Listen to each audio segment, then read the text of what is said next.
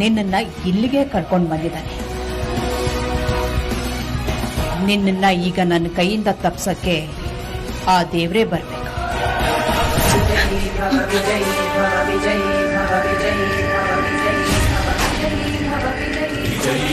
विजयी भव विजय ध्वज श्री सिंहा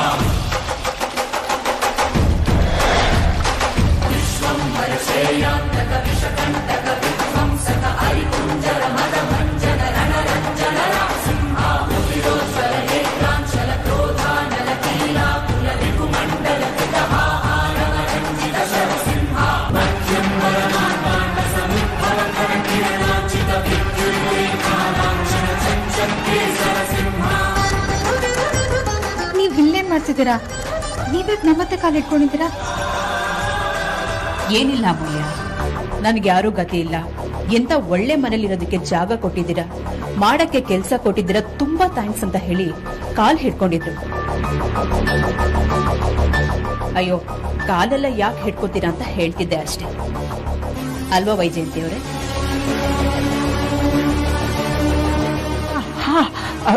ನಾನು ಊರ್ಗ್ ಹೊರಟು ಹೋಗ್ತೀನಿ.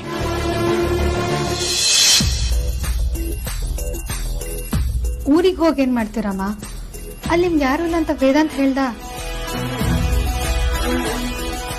ನೀವೆಲ್ಲೂ ಹೋಗೋಗಿಲ್ಲ, ಇಲ್ಲೇ ನಮ್ ಜೊತೆನೇ ಇರ್ಬೇಕು. ಬನ್ನಿ, ನಿಮ್ಮನ್ನ ನಮ್ಮ ಅಜ್ಜಿಗೆ ಪರಿಚಯ ಮಾಡಿಸ್ಕೊಡ್ತೀನಿ. ಬನ್ನಿ.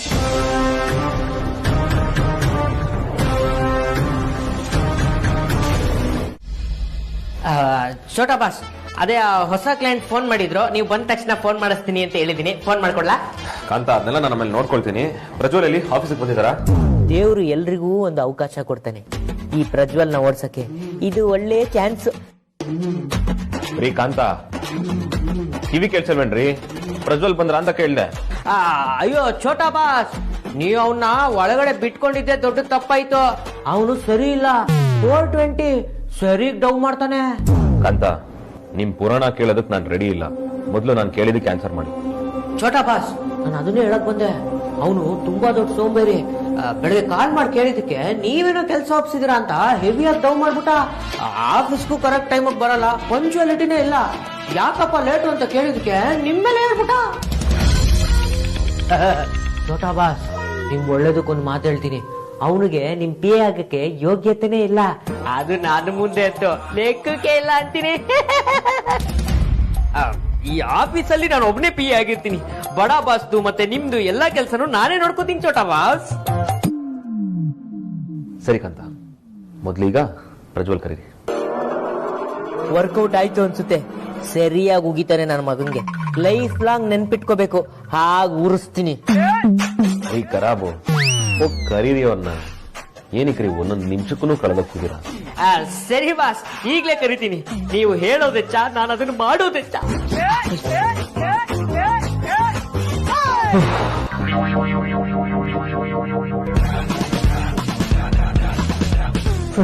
ಕರೆದ್ರಂತೆ ಅಂತ ನೀವು ಸ್ವಲ್ಪ ಹೊರಗಡೆ. ಅರ್ಥ ಆಯ್ತು ಛೋಟಾ ಬಾಸ್.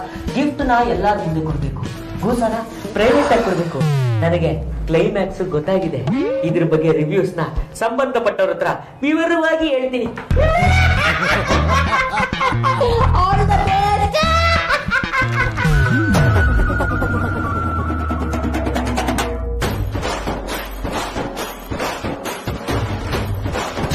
ಖರಾಬು ನಿಂತ್ಕೊಂಡಿದ್ರಿ ಮಾಡ್ತಾ ಇದೀರಾ ಕೆಲಸ ಮಾಡ್ಬಿಟ್ಟು? ಅಲ್ಲಿ ನೋಡಿ ಸಾರ್ಥಕ್ ಸರ್, ಛೋಟಾ ಬಾಸು ಆ ಪ್ರಜ್ವಲ್ಗೆ ಹೆಂಗ್ ಬೆಂಡೆತ್ತುತ್ತಾ ಇದಾರೆ ಅಂತ.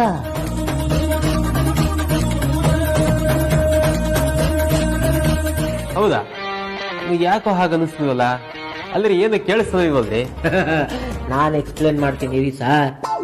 ಹೇಳ್ರಿ, ಕೆಲ್ಸ ಅಂದ್ರೆ ಏನ್ ಅನ್ಕೊಂಡಿದ್ದೀರಾ? ಓಹೋ, ಏನೋ ಹೊಸಬ್ರು ಅಂತ ಸದ್ರ ಕೊಟ್ರೆ ತಲೆ ಮೇಲೆ ಕೂತ್ಕೊಂತೀರಾ. ನಿಮ್ಮಂತವ್ರೊಬ್ರು ಟೀಮ್ ಅಲ್ಲಿ ಇದ್ರೆ ಟೀಮೇ ಹಾಳಾಗೋಗುತ್ತೆ. ನಿಮ್ದೇ ಆದ ಸ್ವಂತ ಟ್ಯಾಲೆಂಟ್ ಇದ್ರೆ ಅದನ್ನ ಉಪಯೋಗಿಸ್ಕೊಂಡು ಬೆಳೀರಿ. ಅದನ್ನ ಬಿಟ್ಟು ಬೇರೆ ಟ್ಯಾಲೆಂಟ್ ನ ತುಳಿಯಕ್ ಹೋಗ್ಬಿಡಿ. ಅಲ್ಲ ವಿಕ್ಕಿ, ಹಾಗೆಲ್ಲ ಬೈತಿರ್ಬೇಕಾದ್ರೆ ಅವ್ರ ಅದಕ್ಕೆ ಏನಾದ್ರು ಹೇಳ್ಬೇಕಲ್ವಾ? ಈಗ ಹೇಳ್ತಾನೆ ನೋಡಿ. ಸಾರಿ ಸರ್, ದಯವಿಟ್ಟು ಕ್ಷಮಿಸ್ಬಿಡಿ. ಇನ್ಯಾವತ್ತೂ ಈ ತರ ಮಾಡಲ್ಲ. ಇದ್ರಲ್ಲಿ ನಂದೇನು ತಪ್ಪಿಲ್ಲ. ಹೀಗೆಲ್ಲ ಹೇಳ್ತೀಯ ನಾನು? ಆ ಕೇಳಿ ನನ್ ಮಗ ಇವಾಗ ವಿಕ್ಕಿ ಬಾಸ್ ಕೈ ಹಿಡ್ಕೊಂಡು ಇದನ್ನು ನಿಮ್ ಕಾಲು ಅನ್ಕೊಂತೀನಿ, ದಯವಿಟ್ಟು ಕ್ಷಮಿಸ್ಬಿಡಿ ಅಂತ ಕೇಳ್ಕೊಂತ ನೋಡಿ. ನಿನ್ನೆ ನೀವಿಲ್ಲ ಅಂದಿದ್ರೆ ದೊಡ್ಡ ಅನಾಹುತ ಆಗ್ತಿತ್ತು. ನಿಮ್ಗೆ ಎಷ್ಟು ಥ್ಯಾಂಕ್ಸ್ ಹೇಳಿದ್ರು ಕಮ್ಮಿ. Thank you so much. ರೀ ಕಾಂತ, ವಿಕ್ಕಿಂದ ಕೈ ಕೊಟ್ಟು ಶೇಕೆಂಡ್ ಮಾಡ್ತೀನಂದ್ರೆ ಯಾಕೋ ವಿಕ್ಕಿ ಥ್ಯಾಂಕ್ಸ್ ಹೇಳ್ತಾರ ಕಾಣ್ತಿದ್ಯಪ್ಪ. ಹೌದಲ್ವಾ? ಕೆಲಸ ಅರ್ಧ ಆಗಿದೆ ಅಷ್ಟೇ ಸರ್. ನೀವು ಕೊಟ್ಟಿರೋದು ಚಿಕ್ಕ ಟಾಸ್ಕ್, ದೊಡ್ಡ ಟಾಸ್ಕ್ ಕಂಪ್ಲೀಟ್ ಆದ್ಮೇಲೆ ಥ್ಯಾಂಕ್ಸ್ ಹೇಳಿ. ಯಾಕೋ ನಾನು ಅನ್ಕೊಂಡಿದ್ದೆಲ್ಲ ಉಲ್ಟಾ ಹೊಡಿತಾ ಇದೆಯಲ್ಲಪ್ಪ. ಬಾಸು ಕ್ಯಾಕುರ್ಸಿ ಅಂತ ಮುಗಿದು ಉಪ್ಪಿನಕಾಯಿ ಹಾಕ್ತಾರೆ ಅಂದ್ರೆ ಇಲ್ಲಿ ಅಪ್ಕೊಂಡು ಮುದ್ದಾಡ್ತಾ ಇದ್ದಾರೆ. ಕೆಲಸ ನೋಡಿ. ಎಸ್ ಪ್ರಜ್ವಲ್, ನಾನ್ ನಿಮಗ್ ಕೊಟ್ಟಿರೋ ದೊಡ್ಡ ಟಾಸ್ಕ್ ಕಂಪ್ಲೀಟ್ ಮಾಡಿದ್ರೆ ಬರೀ ಥ್ಯಾಂಕ್ಸ್ ಅಲ್ಲ, ನೀವೇನ್ ಕೇಳ್ತಿರೋ ಅದನ್ನ ಕೊಡ್ತೀನಿ. ಅವ್ರದ್ದು ಈ ತರ ಒಂದು ಫೋಟೋ ಸಿಕ್ಕಿದ್ರೆ ಖಂಡಿತ ಹುಡುಕ್ತೀನಿ ಸರ್.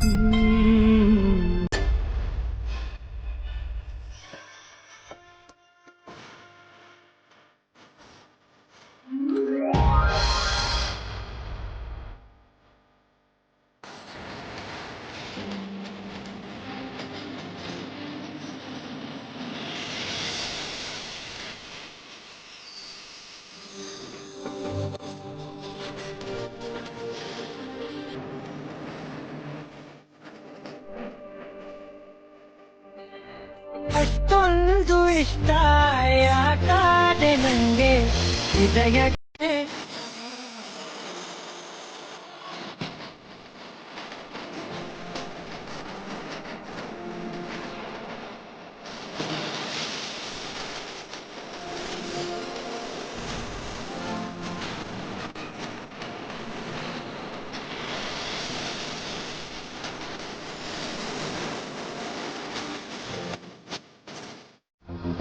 ವೈಜಯಂತಿ ಅಮ್ಮನ ಮನೆ ಕರ್ಕೊಂಡ್ ಬಂದು ಒಳ್ಳೆ ಕೆಲಸ ಮಾಡಿದ್ರಿ. ಅವ್ರು ಊರ್ ಹೋಗ್ತೀನಿ ಅಂತ ನಿಂತಿದ್ರು. ನಾನು ಅಗ್ರಜ ಅವ್ರನ್ನ ಎಷ್ಟು ಕನ್ವಿನ್ಸ್ ಮಾಡಿದ್ವಿ ಗೊತ್ತಾ? ಕೊನೆಗೂ ಏನೋ ಕನ್ವಿನ್ಸ್ ಮಾಡಿ ಮನೆ ಕರ್ಕೊಂಡ್ ಬಂದ್ವಿ. ಆದ್ರೆ ಅವರು ತುಂಬಾ ಎದುರ್ಕೊಂಡಿದ್ದಾರೆ. ನಾನು ಅವ್ರನ್ನ ಮಾತಾಡ್ಸಕ್ ಹೋದೆ, ಆದ್ರೆ ಸರಿಯಾಗಿ ಮಾತಾಡ್ಲೇ ಇಲ್ಲ. ಹೆದರಿಕೆ ಆಗದೆ ಇರುತ್ತಲ್ವಾ? ನಮ್ಮ ಆಫೀಸಲ್ಲೇ ಯಾರೇ ಜೋರಾಗಿ ಮಾತಾಡಿದ್ರು ಪಾಪ ಬೆಚ್ಚ ಬೀಳ್ತಾ ಇದ್ರು. ಇನ್ ಕಿಡ್ನಾಪರ್ಸ್ ಕಿಡ್ನಾಪ್ ಮಾಡಿ ಅಲ್ಲಿ ಇಟ್ಟಿದ್ರು ಅಂದ್ರೆ ಮನ್ಸಿಗೆ ಎಷ್ಟು ಶಾಕ್ ಆಗಿರ್ಬೇಡ. ಪಾಪ ಅವರೆಷ್ಟು ಸ್ವೀಟ್ ಆಗಿ ನಗ್ತಾರೆ. ಆ ನಗುಲಿ ಒಂದು ಪ್ಯೂರಿಟಿ ಇದೆ. ಅವ್ರನ್ನ ನೋಡಿದ್ರೆ ಕೈ ಮುಗಿಬೇಕು ಅನ್ಸುತ್ತೆ. ಅಂತವ್ರನ್ನ ಕಿಡ್ನಾಪ್ ಮಾಡಿಸಿದ್ದಾರೆ ಅಂದ್ರೆ ಅವ್ರಿಗೆ ನಿಂತವ್ರು ಇರ್ಬೇಕು. ಅದು ಕರೆಕ್ಟ್ ಧ್ರುವ. ಬಟ್ ಸ್ವಲ್ಪ ದಿವಸದಿಂದ ನಮ್ಮ ಮನೇಲಿ ಏನೆಲ್ಲ ಆಗ್ತಿದೆ. 15 days ಬ್ಯಾಕ್ ನ್ಯೂ ಇಯರ್ ಅಲ್ಲಿ ಅಜ್ಜಿ ತಲೆ ಹೊಡೆದ್ರು. ಅದು ಅಲ್ಲದೆ ಸ್ವಲ್ಪ ದಿನ ಮುಂಚೆ ನಮ್ಮ ಆಫೀಸರ್ ಕೆಲಸ ಮಾಡ್ತಿರೋ ಅಮ್ಮನ್ನ ಕಿಡ್ನಾಪ್ ಮಾಡ್ಕೊಂಡು ಕರ್ಕೊಂಡು ಹೋಗಿದ್ರೆ ಅಂದ್ರೆ ಈಗೆಲ್ಲ ಯಾರು ಮಾಡೋದಕ್ಕೆ ಸಾಧ್ಯ? ಅದೇ ನನಗೂ ಗೊತ್ತಾಗ್ತಿಲ್ಲ ಧ್ರುವ. ನಾನು ಯೋಚನೆ ಮಾಡ್ತಿದ್ದೇನೆ. ಅಜ್ಜಿನ ಒಡ್ಸಿದ್ದು ಆ ಸುವಾಸಿನಿ ಅಂತ ಅಂದ್ಕೊಂಡಿದ್ದೆ. ಆದ್ರೆ ವೈಜಯಂತಿ ಅಮ್ಮನ ಕಿಡ್ನಾಪ್ ಮಾಡಿಸಿರೋದು ಯಾರಿರ್ಬೋದು? ಇದನ್ನು ಆ ಸುವಾಸಿನಿನೇ ಮಾಡಿಸಿರ್ಬೋದಾ? ಏ ಧ್ರುವ, ಲಾಜಿಕ್ ಇಲ್ಲದೆ ಮಾತಾಡ್ಬೇಡ ಕಣ. ಅಜ್ಜಿಗೆ ಸುಹಾಸಿನಿ ಹೊಡೆದಿದ್ದಾಳೆ ಅನ್ನೋದನ್ನ ಓಕೆ ನಂಬೋದು. ಬಟ್ ವೈಜಯಂತಿ ಅಮ್ಮನ್ನ ಸುಹಾಸಿನಿನೇ ಕಿಡ್ನಾಪ್ ಮಾಡಿದಾಳೆ ಅನ್ನೋದು ನನ್ನ ಕೈನ ನಂಬಕ್ ಆಗ್ತಾ ಇಲ್ಲ. ಅವಳು ಒಂಥರ ಖತರ್ನಾಕ್, ಏನ್ ಬೇಕಾದ್ರೂ ಮಾಡ್ತಾಳೆ. ಅದನ್ನ ನಾನು ಒಪ್ತೀನಿ ಧ್ರುವ. ಈ ವೈಜಯಂತಿ ಅಮ್ಮ ಯಾರು ಅಂತ ಸುಹಾಸಿನಿಗೆ ಗೊತ್ತಿರೋಕ್ ಚಾನ್ಸೇ ಇರ್ಲಿಲ್ಲ. ಮನೆ ಕರ್ಕೊಂಡ್ ಬಂದಾಗ್ಲೆ ಅವರು ಫಸ್ಟ್ ಟೈಮ್ ನೋಡಿದ್ದು. ಗುರುತು ಪರಿಚಯ ಇಲ್ದಿರೋರ್ನ ಈ ಸುಹಾಸಿನಿ ಏನಕ್ಕೆ ಕಿಡ್ನಾಪ್ ಮಾಡಿಸ್ತಾಳೆ ಹೇಳು? ವೈಜಯಂತಿ ಅಮ್ಮ ನಮ್ಮೂರ್ನವ್ರೆ. ಇವ್ರಿಗೂ ಸುವಾಸಿನಿಗೂ ಏನಾದ್ರು ಲಿಂಕ್ ಇರ್ಬೋದಾ? ಅದಕ್ಕೆ ಈ ತರ ಮಾಡ್ತಿರ್ಬೋದಾ? ಇಲ್ಲ ಧ್ರುವ, ಚಾನ್ಸೇ ಇಲ್ಲ. ನಾನು ಇದಕ್ಕೆ ಒಪ್ಪಲ್ಲ. ಊರಲ್ಲಿ ಏನೇನ್ ನಡೆದ್ರು ಅದಕ್ಕೆ ಸುಹಾಸಿನಿನೇ ಕಾರಣ ಅಂತ ನಾವು ಹೇಳಕ್ ಆಗಲ್ಲ. ಅಂಡ್ ಇನ್ಫ್ಯಾಕ್ಟ್ ಅಜ್ಜಿಗೂ ಸುಹಾಸಿನಿನೇ ಓಡಿಸಿರೋದು ಅಂತ ನಂಬಕ್ಕೆ ನನ್ನಿಂದ ಆಗ್ತಾ ಇಲ್ಲ. ನಿಮ್ಗೆ ಅಜ್ಜಿಗೆ ಓಡಿಸಿದ್ದು ಅವಳಲ್ಲ ಅಂತ ಅನ್ಸ್ತಿರ್ಬೋದು. ಅದೇ ನನಗೆ ಮಾತ್ರ ಅವಳ ಮೇಲೆ ಸ್ಟ್ರಾಂಗ್ ಡೌಟ್ ಇದೆ. ನಿನ್ಗೆ ಆಕ್ಸಿಡೆಂಟ್ ಆಗಿದ್ದು ನೆನಪಿದ್ಯಾ? ನಿನಗೆ ಆಕ್ಸಿಡೆಂಟ್ ಮಾಡಿಸಿ ಸಾಯಿಸೋಂಥದ್ದು ನೀ ಅವಳಿಗೇನ್ ಮಾಡಿದ್ಯಾ ಹೇಳು? ಎಲ್ರು ಅಂದ್ಕೊಂಡಿರೋ ಸುವಾಸಿನಿನೇ ಬೇರೆ, ಅವಳು ಒಳಗಿರೋ ಸುವಾಸಿನಿನೇ ಬೇರೆ. ಅವಳೊಂಥರ ಸುವೇಶದಲ್ಲಿರೋ ಹುಲಿ. ನಮಗ್ ಅರ್ಥ ಆಗೋ ವಿಷಯ ಅಣ್ಣಂಗೆ ಯಾಕೆ ಅರ್ಥ ಆಗ್ತಿಲ್ಲ ಅಂತ ನಂಗೆ ಗೊತ್ತಾಗ್ತಿಲ್ಲ. ಒಂದ್ ಕಡೆ ಕಂಪ್ನಿ ದುಡ್ಡು ಹೊಡಿತಿದ್ದಾಳೆ, ಇನ್ನೊಂದ್ ಕಡೆ ಮನೆಯವ್ರ ಮೇಲೆ ಅಟ್ಯಾಕ್ ಮಾಡ್ತಾ ಇದ್ದಾಳೆ. ಧ್ರುವ, ಸುಹಾಸಿನಿ ಕ್ಯಾರೆಕ್ಟರ್ ಏನು ಅಂತ ಅರ್ಥ ಆಗದಿರೋಷ್ಟು ದಡ್ಡ ಅಲ್ಲ ಅಗ್ರಜ. ಇದನ್ನ ಇನ್ನೋಸೆನ್ಸ್ ಅಂದೆ ಇನ್ನೇಂತ ಕರಿಬೇಕು? ನಾವು ಅನ್ಕೊಂಡಿರೋದ್ಕಿಂತ ವಿಷಯ ಅಗ್ರಜಂಗೆ ಗೊತ್ತಿದೆ ಅಂತ ಅನಿಸ್ತಿದೆ. ಗೊತ್ತಿದ್ರು ಮತ್ತೆ ಯಾಕೆ ಏನು ಮಾಡಿದೆ ಸುಮ್ಮನಿದ್ದಾನೆ? ಅದು ನನಗೂ ಅರ್ಥ ಆಗ್ತಾ ಇಲ್ಲ. ಬಟ್ ಅದಕ್ಕೊಂದು ಕಾರಣ ಇದೆ ಅಂತ ನಾನು ನಂಬ್ತೀನಿ. ಪರಮಾನಂದ, ನಿನ್ನಿಂದ ಯಾವ ಕೆಲಸನೂ ನೆಟ್ಟಗಾಗಲ್ಲ. ಆ ವೈದ್ಯಹಿ ಈಗ ಮನೆಗೆ ಬಂದಿದ್ದಾಳೆ, ಅದು ಒಳ್ಳೇದೇ ಆಯ್ತು ಬಿಡು. ಇನ್ಮೇಲೆ ಅವಳು ನನ್ನ ಕಂಟ್ರೋಲ್ನಲ್ಲೇ ಇರ್ತಾಳೆ. ಅದು ಅಲ್ಲದೆ ಅವಳು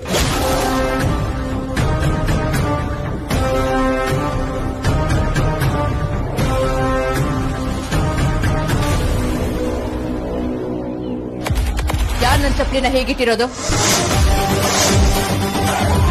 ನಾನೇ ಅತ್ತೆ. ನೀನ? ನಿನಗೇನಾದ್ರೂ ತಲೆ ಕೆಲೆ ಕೆಟ್ಟಿದ್ಯಾ ಹೇಗೆ? ಕಾಲ್ಗೆ ಹಾಕೊಳ್ಳೋ ಚಪ್ಪಲಿನ ಯಾರಾದ್ರೂ ಈ ತರ ಡೆಕೋರೇಟ್ ಮಾಡ್ತಾರೆ? ಹೌದಾ ಅತ್ತೆ? ಆಕ್ಚುಲಿ ಚಪ್ಲಿನ ಚಪ್ಲಿ ಸ್ಟ್ಯಾಂಡ್ ಅಲ್ಲೇ ಇಡ್ತಾರೆ. ಆದ್ರೆ ನಿಮ್ ಚಪ್ಲಿ ಸ್ವಲ್ಪ ಸ್ಪೆಷಲ್ ಅಲ್ವಾ ಅತ್ತೆ? ನೀವು ಪಾಪ 1000 ರೂಪಾಯಿ ಕೊಟ್ಟು ತಗೊಂಡಿರ್ತೀರಾ, ಅದನ್ನ ಮಾಮೂಲಿ ಚಪ್ಲಿ ಸ್ಟ್ಯಾಂಡ್ ಅಲ್ಲಿ ಇಡಕ್ಕಾಗತ್ತಾ ಅತ್ತೆ? ಅದಕ್ಕೆ ಈ ತರ ಹೂ ಅಲಂಕಾರ ಮಾಡಿ ಇಡೋದೇ ಸರಿ ಅಂತ ಅನಿಸ್ತು. ಏಯ್, ನಿಂದು ತುಂಬಾ ಅತಿ ಆಯ್ತು. ನಾನು ನಿಮ್ಗೆ ಅದನ್ನೇ ಹೇಳ್ಬೇಕು ಅನ್ಕೊಂಡು, ನಿಮ್ದು ತುಂಬಾನೇ ಅತಿ ಆಯ್ತು. ನಿಮ್ಗೆ ಮಾತಲ್ಲಿ ಹೇಳಿದ್ರೆ ಅರ್ಥ ಆಗಲ್ವಲ್ಲ, ಅದಕ್ಕೆ ಚಪ್ಲಿನ ಹೀಗೆ ಡೆಕೋರೇಟ್ ಮಾಡಿ ಇಡ್ಬೇಕಾಯ್ತು. ನೆನೆ ಅಂಚು ನಿಮ್ ಚಪ್ಲಿ ಹಾಕೊಂಡಿದ್ದಕ್ಕೆ ನಮ್ಮ ಅಪ್ಪ ಅಮ್ಮನ ಹತ್ರ ನೀವ್ ಮಾತಾಡಿದ ರೀತಿ ತುಂಬಾ ತಪ್ಪು ಅತ್ತೆ. ಆ ಘಟನೆ ಏನಾದ್ರೂ ನನ್ ಕಣ್ ಮುಂದೆ ನಡೆದಿದ್ರೆ ಆ ಕಥೆನೆ ಬೇರೆ ಆಗಿರ್ತಿತ್ತು. ಪ್ರತಿ ಹೆಣ್ಮಕ್ಳಿಗೂ ಅವ್ರ ತವ್ರ ಮನೆ ಸ್ವರ್ಗಕ್ ಸಮಾನ. ನಿಮ್ ಶ್ರೀಮಂತ್ಗೆ ನಮ್ಮ ಅಪ್ಪ ಅಮ್ಮನ ಪ್ರೀತಿ ಮುಂದೆ ಸಣ್ಣದೆ. ಅಲ್ಲ, ನನ್ ತಂಗಿ ಕನ್ಫ್ಯೂಸ್ ಆಗಿ ನಿಮ್ ಚಪ್ಲಿನ ನನ್ ಚಪ್ಲಿ ಅನ್ಕೊಂಡ್ ಹಾಕೊಂಡ್ ಹೋಗಿದ್ದಕ್ಕೆ ಅಷ್ಟೆಲ್ಲ ಅವಮಾನ ಮಾಡೋದಾ? ನೀವ್ ಶ್ರೀಮಂತರಿರ್ಬೋದು, ನಾವ್ ಬಡವರೇ ಇರ್ಬೋದು, ಆದ್ರೆ ನಮ್ಮಪ್ಪ ಅಮ್ಮ ಕಳ್ರಲ್ಲ, ದುಡುಕ್ ತಿನ್ನೋರು. ದಯವಿಟ್ಟು ಈ ತರ ನಡ್ಕೋಬಿಡಿ ಅತ್ತೆ. ನೀವ್ ನನ್ನ ಅತ್ತೆ ಅಂತ ಈ ಸತಿ ಸುಮ್ನೆ ಆಗ್ತಿದ್ದೀನಿ. ಇನ್ನೊಂದ್ಸತಿ ಏನಾದ್ರೂ ಈ ತರ ನಡ್ಕೊಂಡ್ರೆ ಚೆನ್ನಾಗಿರಲ್ಲ.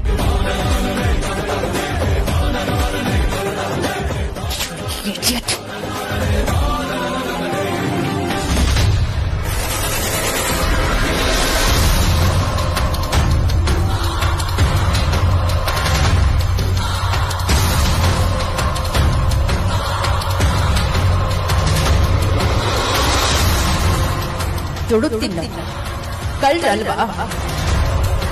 ಏನು ಅಂತ ನಾನ್ ತೋರಿಸ್ತೀನಿ.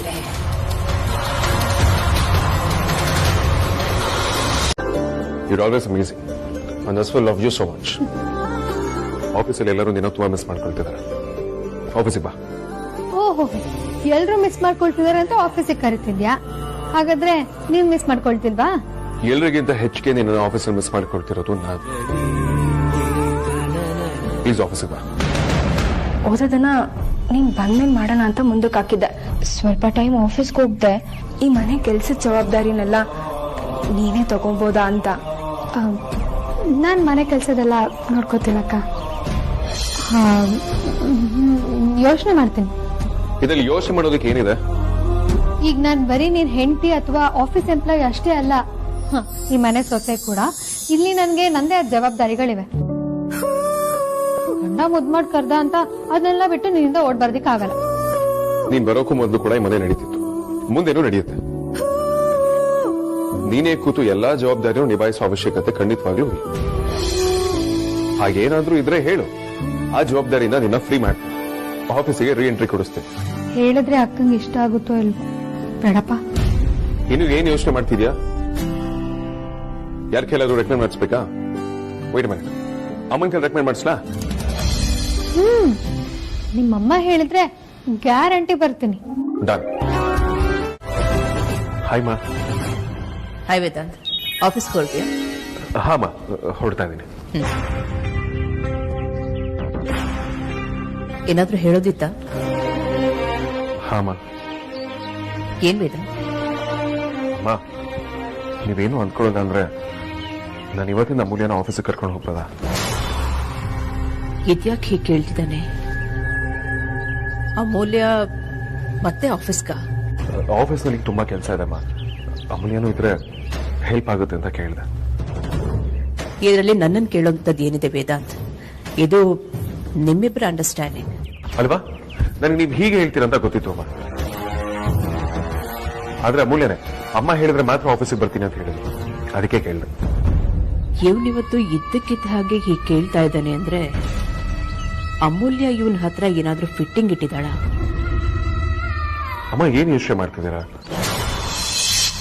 ಅಮೂಲ್ಯ ಮತ್ತೆ ಆಫೀಸಿಗೆ ಬರೋದು ನಿಮ್ಗೆ ಓಕೆ ತಾನೆ? ನಾನೀಗ ಬೇಡ ಅಂದ್ರೆ ನನ್ನ ಇಮೇಜ್ಗೆ ಏಟ್ ಬೀಳತ್ತೆ. ಹ್ಞೂ ಅಂದ್ರೆ ಅಮೂಲ್ಯ ನನ್ನ ಕೈಯಿಂದ ತಪ್ಪಿಸ್ಕೊಂಡು ಹೋಗ್ತಾಳೆ. ಏನ್ ಮಾಡ್ಲಿ? ಅತ್ತೆ ಒಪ್ಕೊಂಡ್ರೆ ಮಾತ್ರ ನಾನು ಆಫೀಸಿಗೆ ಬರೋದು. ಇಲ್ಲ ಅಂದ್ರೆ ನಾನು ಬರಲ್ಲ. ಅದನ್ನ ಯಾಕೆ ಪದೇ ಪದೇ ಸ್ಟ್ರೆಸ್ ಮಾಡಿ ಹೇಳ್ತಿದ್ಯಾ ಅಮ್ಮ?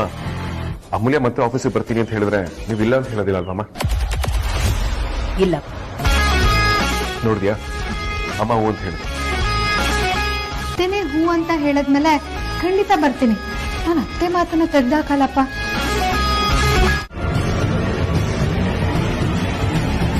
ಯಾಕೆ ಸರ್ ಏನಾಯ್ತು? ಏನಾಯ್ತು ಅಂತ ನನ್ನೇ ಕೇಳ್ತಿರಲ್ರಿ?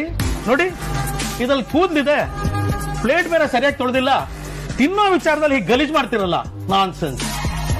ಸಾರಿ ಸರ್, ಬೇರೆ ಪ್ಲೇಟ್ ಕೊಡ್ತೀನಿ. ಅಂದ್ರೆ ಈ ಪ್ಲೇಟ್ ನಲ್ಲಿರೋದನ್ನ ಬೇರೆಯವ್ರಿಗೆ ಕೊಟ್ಟು ಅವ್ರ ಆರೋಗ್ಯನ ಹಾಳು ಮಾಡ್ಬೇಕು ಅಂತಿದ್ದೀರಾ? ಅಯ್ಯೋ ಹಾಗೆಲ್ಲ ಏನೂ ಇಲ್ಲ ಸರ್. ನಾವು ಅಡುಗೆ ಮಾಡುವಾಗ ಜಾಗ್ರತೆಯಿಂದನೇ ಮಾಡ್ತೀವಿ. ಎಲ್ಲೋ ಒಂದೊಂದ್ಸಲ ಹೀಗಾಗ್ಬಿಡುತ್ತೆ. ಮನೇಲಿ ಊಟದಲ್ಲೂ ಒಂದೊಂದ್ಸಲ ಕೂದಲು ಸಿಗುತ್ತಲ್ವಾ ಸರ್? ಕೊಡಿ, ಬೇರೆ ತಕ್ಕ ಕೊಡ್ತೀನಿ. ನಿಮ್ ಭಾಷಣ ಕೇಳಕ್ ಬಂದಿಲ್ಲ ನಾವು. ಕಸ್ಟಮರ್ ಕೊಟ್ಟಿರೋ ಪ್ಲೇಟೇ ಹೀಗಿದೆ ಅಂದ್ಮೇಲೆ ಇನ್ನು ನಿಮ್ ಕಿಚನ್ ಹೇಗಿರ್ಬೋದು? ನಿಮ್ ಕಿಚನ್ ಚೆಕ್ ಮಾಡ್ಬೇಕು. ಕಿಚನ್ ಚೆಕ್ ಮಾಡ್ಬೇಕಾ? ಯಾಕೆ ಸರ್? ನಾವು ಹೆಲ್ತ್ ಡಿಪಾರ್ಟ್ಮೆಂಟ್ ಇಂದ ಬಂದಿದ್ದೀವಿ. ಏನ್ ನಡೆಸ್ತಿದ್ದೀರಾ ಅಂತ ಇನ್ಸ್ಪೆಕ್ಷನ್ ಮಾಡ್ಬೇಕು. ನನಗೆ ನನ್ನ ಕಣ್ಣೇ ನಂಬಕ್ಕಾಗ್ತಾ ಇಲ್ಲ. ನೀವು ಬದುಕಿದ್ದೀರಾ ಅಂದ್ರೆ ನಂಬಕ್ಕೆ ಆಗ್ತಾ ಇಲ್ಲ. ಇದೆಲ್ಲ ಹೇಗಾಯ್ತತಿಗೆ? ಇಷ್ಟು ದಿನ ಎಲ್ಲಿದ್ರಿ ಅತ್ತಿಗೆ? ಈಗ ಇದೇನ್ ಸಡನ್ ಆಗಿ ನಮ್ಮನೇಲಿದ್ದೀರಾ? ನಿಜ ಹೇಳ್ತಾ ಇದ್ದೀನಿ, ನನಗೆ ಏನು ಅರ್ಥ ಆಗ್ತಾ ಇಲ್ಲ. ಮತ್ತೆ ಹೀಗೆ ನಾ ನಿಮ್ಮನ್ನ ನಮ್ಮನೇಲಿ ನೋಡ್ತೀನಿ ಅಂತ ದೇವರಾಣೆಗೂ ಅನ್ಕೊಂಡಿರ್ಲಿಲ್ಲ ಅದಕ್ಕೆ. ನಿಮಗೆ ಯಾಕೆ ನಮ್ಮನೆ ಕರ್ಕೊಂಡ್ ಬಂದಿದ್ದು? ನೀವು ಬದುಕಿದ್ರು ನಮ್ಮನೆಗೆ ಬರ್ಲೇ ಇಲ್ಲ. ನಿಮಗೆ ನಮ್ಗಳ ನೆನ್ಪು ಬರ್ಲೇ ಇಲ್ವಾ ಅದಕ್ಕೆ? ಹೋಗ್ಲಿ, ನಿಮಗೆ ನಿಮ್ ಮಕ್ಕಳು ಕೂಡ ನೆನಪಾಗ್ಲಿಲ್ವಾ? ನೀವು ಬದುಕಿರೋ ವಿಷಯ ವೇದಾಂತ್, ವಿಕ್ಕಿ, ಧ್ರುವ, ಆದ್ಯ ಗೊತ್ತಿದ್ಯಾ? ಅವರಿಗೆ ನೀವೇ ಅವರಮ್ಮ ಅಂತ ನೀವ್ ಹೇಳಿದ್ರ? ದಯವಿಟ್ಟು ನನಗೆ ಕ್ಷಮಿಸಿ. ನೀವ್ ಯಾರು ಅಂತ ನನಗೆ ಗೊತ್ತಾಗ್ಲಿಲ್ಲ.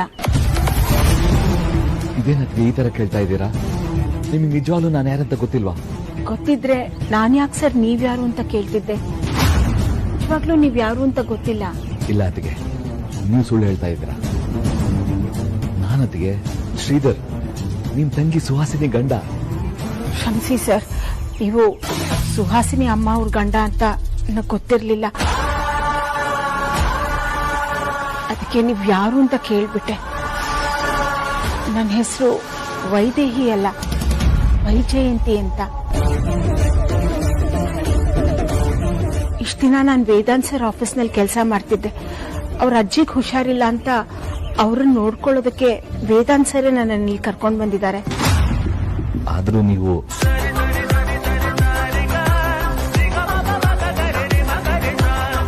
ಸುಹಾಸಿನಿ, ಸುಹಾಸಿನಿ, ಏನಾಯ್ತು ಶ್ರೀಧರ್? ಒಂದ್ ನಿಮಿಷ ನನ್ನ ಜೊತೆ ಬಾ. ಶ್ರೀಧರ್, ಯಾಕೆ ಹೀಗಾಡ್ತಿದ್ರ? ಕೈ ಹಿಡ್ಕೊಂಡು ಎಳ್ಕೊಂಡು ಹೋಗಕ್ಕೆ ನಾನೇ ಚಿಕ್ಕ ಮಗುನ? ಸುಹಾಸಿನಿ, ಸಮಾಧಾನದಿಂದ ಒಂದ್ ನಿಮಿಷ ನನ್ನ ಮಾತು ಕೇಳು. ನೀವು ಸಮಾಧಾನದಿಂದ ಹೇಳಿದ್ರೆ ಕೇಳ್ಬೋದು, ಹೀಗೆ ತಲೆ ಕೆಟ್ಟೋರ್ ತರ ಆಡಿದ್ರೆ ಹೇಗ್ ಕೇಳೋದು? ಹೌದು ಸುಹಾಸಿನಿ, ತಲೆ ಕೆಟ್ಟಿದ್ದಕ್ಕೆ ನಿನ್ನ ಹತ್ರ ಈ ಪ್ರಶ್ನೆ ಕೇಳ್ಬೇಕಂತಿರೋದು. ಸರಿ, ಅದೇನು ಅಂತ ಬೇಗ ಹೇಳಿ. ನಮ್ಮ ಮನೆಗೊಬ್ರು ಹೆಂಗ್ಸ್ ಬಂದಿರೋದು ನಿಂಗೆ ಗೊತ್ತಿರ್ಬೇಕಲ್ವಾ? ಹೌದು, ಗೊತ್ತಿದೆ. ಏನೀಗ? ಅವರು ನಮ್ಮ ವೈದೇಹಿ ಅತ್ತಿಗೆ ಅಲ್ವಾ? ವೈದೇಹಿನ? ನೀವು ತಮಾಷೆ ಮಾಡ್ತಿಲ್ಲ ತಾನೆ? ತಮಾಷೆ ಇಲ್ಲ ಸುಹಾಸಿನಿ, ನಾನು ಸೀರಿಯಸ್ ಆಗಿ ಕೇಳ್ತಾ ಇರೋದು. ಅವ್ರು ನಮ್ಮ ವೈದೇಹಿ ಅತ್ತಿಗೆ ಅಲ್ವಾ? ನಾನ್ಸೆನ್ಸ್ ಮಾತಾಡ್ಬೇಡಿ ಶ್ರೀಧರ್. ಅಕ್ಕ ಸತ್ತು ಯಾವ ಕಾಲ ಆಯ್ತು, ಮತ್ತೆ ಅವಳು ವಾಪಸ್ ಬರೋದಕ್ಕೆ ಹೇಗ್ ಸಾಧ್ಯ? ನೋಡಿ, ನನ್ನ ಹತ್ರ ಹೇಳ್ದಾಗೆ ಬೇರೆಯವ್ರ ಹತ್ರ ಹೇಳ್ಬೇಡಿ. ನಿಜವಾಗ್ಲೂ ನಿಮ್ಗೆ ತಲೆ ಕೆಟ್ಟಿದೆ ಅಂತ ಅನ್ಕೋತಾರೆ. ಇಲ್ಲ ಸುಹಾಸಿನಿ, ನೀ ತಪ್ಪು ತಿಳ್ಕೊಂಡಿದ್ಯಾ. ನಮ್ಮ ವೈದೇಹಿ ಅತ್ತಿಗೆ ಬದುಕಿದ್ದಾರೆ, ಸತ್ತಿಲ್ಲ. ಬೇಕಾದ್ರೆ ನೋಡು, ಗೊತ್ತಾಗುತ್ತೆ.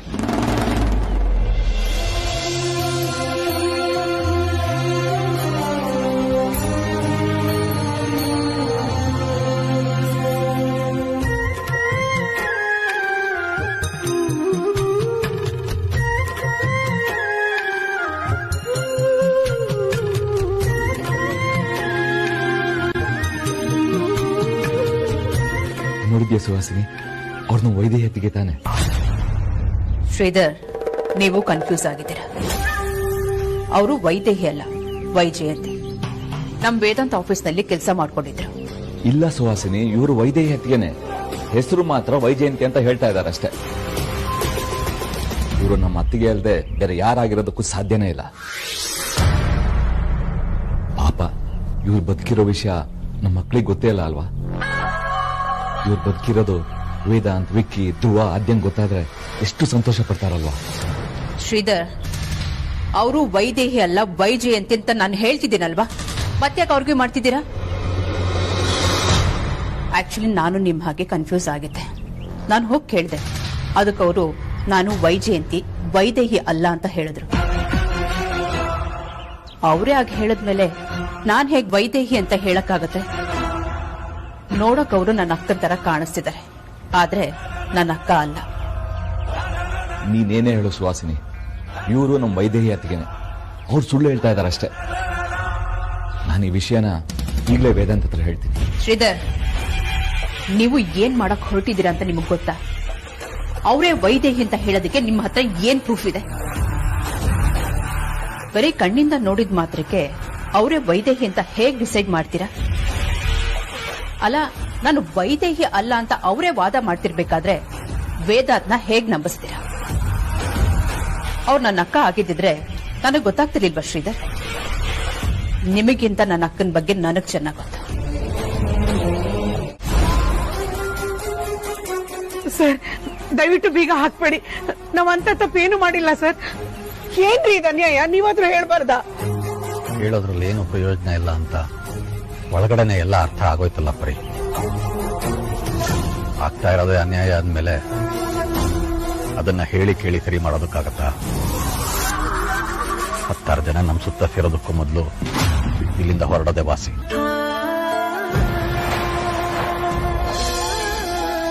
ಬರೀ ನಡಿ.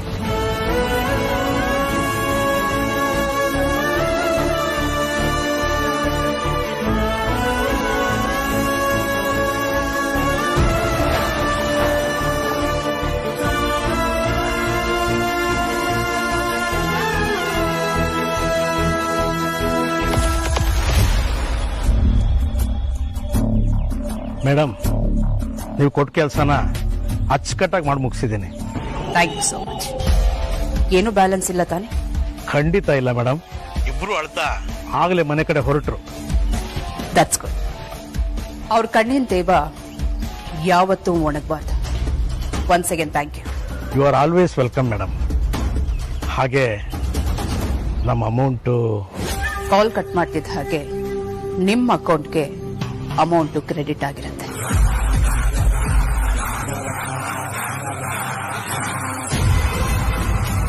ನಾವು ಕಳ್ಳರಂತೂ ಅಲ್ಲ, ದುಡ್ಡು ತಿನ್ನೋರು.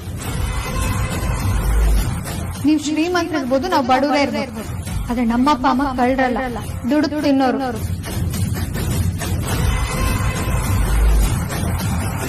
ನೋಡು, ನೀನ್ ಹೇಳಿದ್ದೆ ಮಾತಾದ್ರೆ ಧರಣಿ, ಸತ್ಯಾಗ್ರಹ, ಉಪವಾಸ ಏನ್ ಬೇಕಾದ್ರೂ ಮಾಡ್ತೀನಿ. ಲೈ, ಅತ್ಯಾಗ ಆಡ್ಬೇಡ. ನಂಗೆ ಮನೆಯಿಂದ ಆಚೆರದ ಇಷ್ಟ ಅನ್ಕೊಂಡಿದ್ಯಾ? ನನಗೂ ಹೋಗಕ್ ಇಷ್ಟ ಇಲ್ಲ ಕಣೆ, ಅನಿವಾರ್ಯ. ನಂಗೆ ಬೇಜಾರಾಗ್ತಿದೆ ಅಂಜು. ಹಾಗಿದ್ರೆ ಯಾಕೆ ಹೋಗ್ಬೇಕಿತ್ತು? ಇಲ್ಲೇ ಇರು. ಲೈ, ಹೋಗ್ಲೇಬೇಕು ಕಣೆ ನಾನು ಅಲ್ಲಿಗೆ. ನನ್ಗೆ ಅವೆಲ್ಲ ಗೊತ್ತಿಲ್ಲ ಕಣೆ. ನೀನ್ ಮನೆ ಹೊಸ ದಾಟ್ಬಾರ್ದಷ್ಟೇ. ನಾನ್ ನಿನ್ನ ಬಿಡಲ್ಲ. ಮಕ್ಕಳ, ಯಾಕೆ ಜಗಳ ಆಡ್ತಾ ಇದ್ದೀರಾ? ಏನಾಯ್ತು? ಅಯ್ಯೋ ನೋಡಪ್ಪ, ಇವಳು ಮತ್ತೆ ಕಾಲೇಜಿಗೆ ಹೋಗ್ತಾಳಂತೆ. ಅಲ್ಲ, ಎಲ್ಲ ಮುಗಿಸ್ಕೊಂಡ್ ಮನೇಲೆ ಇರ್ತಾಳೆ ಅನ್ಕೊಂಡ್ರೆ ಮತ್ತೆ ಹೋಗ್ತಾಳಂತೆ. ಅಲ್ಲ, ನಂಗೆ ಒಬ್ಬಳಿಗೆ ಮನೇಲಿ ಬೋರ್ ಆಗಲ್ವಾ? ಇವಳಿಗೆ ಸ್ವಲ್ಪ ಸೀರಿಯಸ್ನೆಸ್ ಇಲ್ಲ ಅಪ್ಪ. ನಾನು ಮಜಾ ಮಾಡಕ್ ಹೋಗ್ತಿದ್ದೀನ. ಮನೇಲೆ ಇದ್ದು ಸ್ಟಡೀಸ್ ಕಂಟಿನ್ಯೂ ಮಾಡಕ್ಕಾಗಲ್ವಾ? ನನಗ್ ಬೇಕಾದಷ್ಟು ದಿನ ಲೀವ್ ಸಿಕ್ಕಿಲ್ಲ ಕಣೆ, ನಾನು ವಾಪಸ್ ಹೋಗ್ಲೇಬೇಕು. ಅಂಜು, ಹಾಗೆಲ್ಲ ಹಠ ಮಾಡ್ಬಾರ್ದು ಕಂದ. ಇದು ಒಂಥರ ಇವಳಿಗೆ ಕರ್ತವ್ಯ ಇಲ್ಲ ಹಾಗೆ. ಹೌದಲ್ವಾ ಅದಿತಿ? ಹೌದು ಅಪ್ಪ, ಹೋಗೋದಕ್ ನಂಗೂ ಬೇಜಾರಿದೆ, ಆದ್ರೆ ಬೇರೆ ದಾರಿ ಇಲ್ಲ. ಹಾಗೆ ಅವ್ರು ಬರ್ಬೇಕಾದ್ರೆ ಫೀಸ್ ತಗೊಂಡ್ ಬನ್ನಿ ಅಂತ ಹೇಳಿದಾರೆ. ಆಗುತ್ತಲ್ವಾ ಅಪ್ಪ? ಏನ್ ತೊಂದ್ರೆ ಇಲ್ಲ ತಾನೆ? ಎಷ್ಟು ಫೀಸು? 15,000 ಅಪ್ಪ. ಇವತ್ತು ನಾಳೆನೋ ಆದ್ರೆ ಹೊಂದೋದಕ್ಕಾಗಲ್ಲ ಕಂದ. ಇನ್ನೊಂದು ವಾರ ಟೈಮ್ ಕೊಟ್ರೆ ನಾನು ಹೇಗಾದ್ರೂ ಹೊಂದಿಸ್ಕೊಡ್ತೀನಿ. ಬರೋಣಪ್ಪ. ಸರಿಯಪ್ಪ. ಹೌದು, ನೀವು ಅಮ್ಮ ಬಂದಾಗಿಂದನೂ ಡೆಲ್ ಆಗಿದ್ರ, ಯಾಕೆ? ಏನಾಯ್ತು? ಅಮ್ಮ ಸುಸ್ತಾಗಿರೋದನ್ನೇ ನೀನ್ ದೊಡ್ಡ ವಿಷಯ ಮಾಡ್ತಾ ಇದೀಯಾ? ಕೆಲಸ ಜಾಸ್ತಿ ಆದ್ರೆ ಸುಸ್ತಾಗ ಸಹಜ ಅಲ್ವಾ? ಹೌದಾ? ಸರಿಯಪ್ಪ, ಹಾಗಿದ್ರೆ ನೀವು ಸುಸ್ತಾಗಿರ್ತೀರ, ಹೋಗಿ ಮಲ್ಕೊಳ್ಳಿ.